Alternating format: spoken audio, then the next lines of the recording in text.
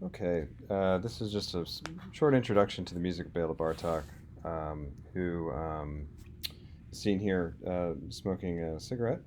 He lived from 1881 to 1945 and is a very famous Hungarian composer from the 20th century and helped to pave the way for those that came after him as modernist composers in the 20th century.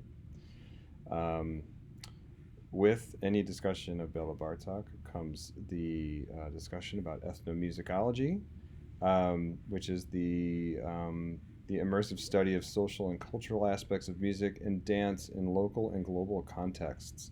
Sometimes it's called world music or non-Western music, but essentially ethnomusicology is the study of music of a culture and how it affects and is used in that culture. Um, and that's why it's considered to be the anthropology of music and culture. So those two combinations are extremely interesting, and that is what makes Bela Bartok's music fascinating. This I just happened upon this really cool sketch page from the music for percussion and celeste piece from the 1930s.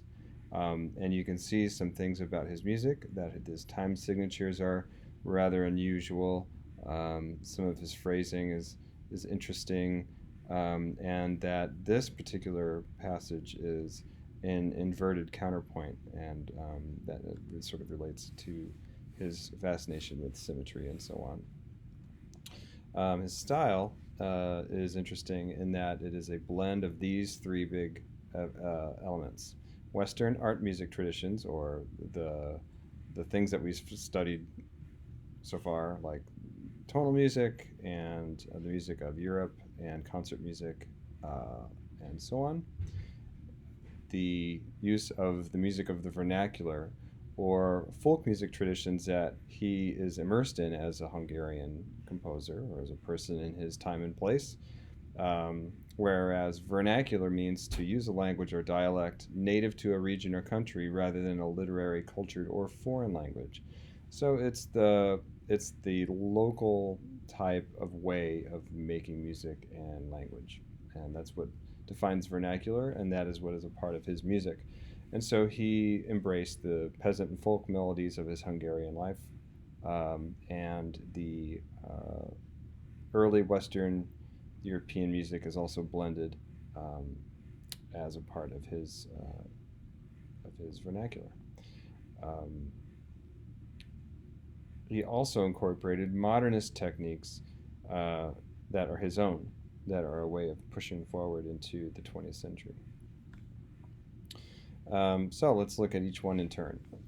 The Western music traditions that he absorbed are the idea of abstract formalism or absolutism. That a formalist approach is one where the artistic value is determined by its form or how it's made. Many things about a Bach fugue is fascinating in how it's made, or many things about a Mozart piano sonata are fascinating because of its formal structure.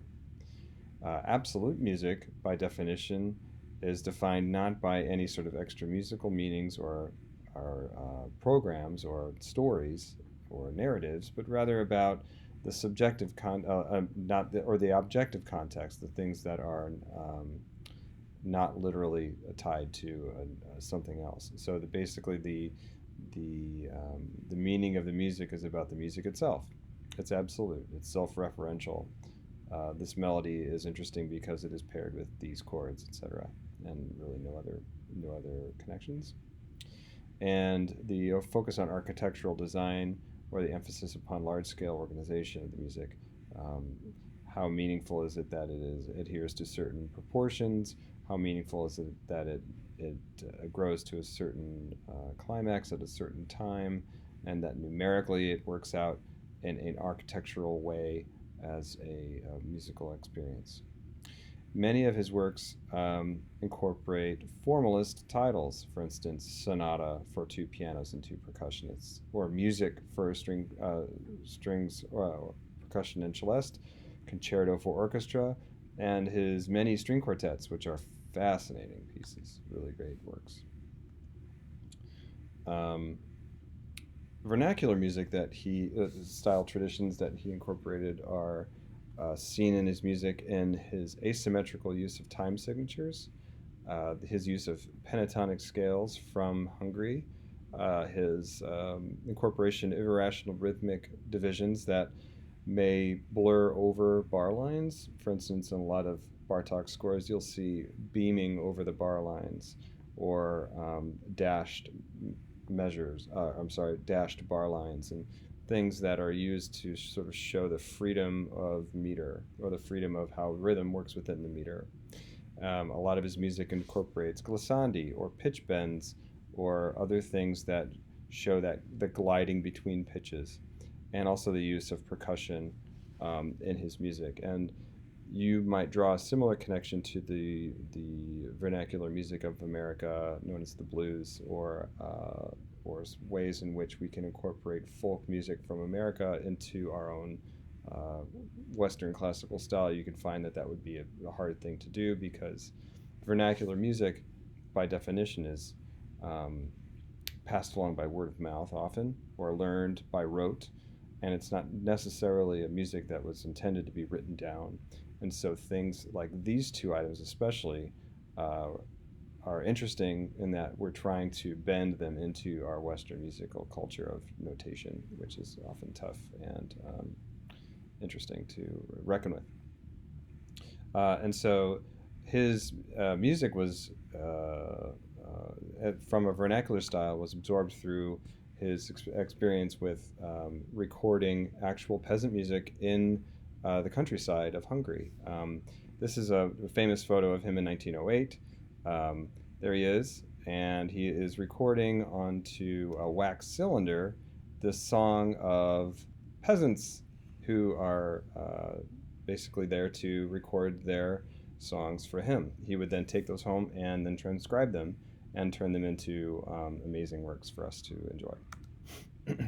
So his modernist techniques that are used, that he used to sort of push forward in the 20th century style, he used lots of scales and modes and new ways, and we'll see that in a minute. He used a lot of symmetry in terms of melody and counterpoint, and also in rhythm. Lots of extended techniques, use of percussion, new timbres, new sounds, new combinations of timbres, and the way that he stratified layers, or two keys at once, or using two different key signatures at once, two different meters at once, things that are rather independent but converge at the same time. Stratification just means layering of two different elements. So let's look at Song of the Harvest as an example, and I'm going to hit play so you can hear the playback.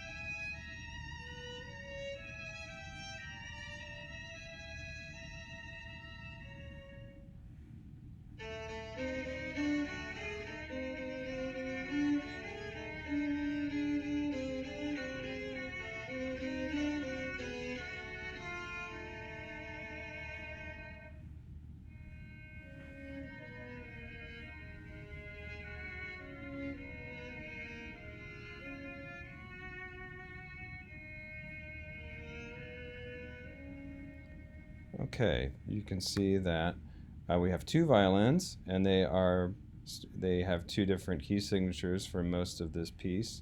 And you'll notice that if you look at the pitch content for each layer per section, you notice by tempo, we have a division into 5 sections. We have this first section, which divides the which by pitch content, the first violin has A, B, C, and D, and the second violin has D sharp, E sharp, F sharp, and G sharp. The second section has this pitch collection, D, E, F, and G, and the right hand, the violin 1, and these notes in violin 2, G sharp, A sharp, B, and C sharp. Third section, when we return to the original tempo, so they're also defined by tempo. And the fourth section, tempo 2, same tempo as before, and the last section here. One thing I'll also note about these symmetrical collections of notes, each tetrachord is a whole step and a half step plus a whole step. Whole step, half step, whole step, whole step, half step, whole step, whole step, half step, and whole step, and so on. Each tetrachord that makes up each layer of these sections is made up of a similar symmetrical tetrachord. Whole step, half step, whole step, and so on. Even to take it another step further, if you put these two tetrachords together, you get an octatonic scale. So these are two halves of an octatonic scale divided by D to D sharp. So whole, half, whole, half, whole, half, whole. The second section is similar, right? Creates an octatonic scale. This one a different one, where the first half step of the octatonic is between 1 and 2, or C sharp and D. The next one makes the same octatonic scale, just rotates it, right? So we have whole step, half step, whole step, half step, whole step, half step, whole step, and so on. And the pattern continues until the end, where we have the A flat as the same note, and it creates a mode of E flat Dorian if we put this all into a scale. So this little excerpt is a useful way to kind of get acquainted with Bartok's style, his use of symmetry, his use of layering, his use of basically the use of the music of his vernacular, the folk idioms of Hungary, and traditions. And it all comes together in this really great style.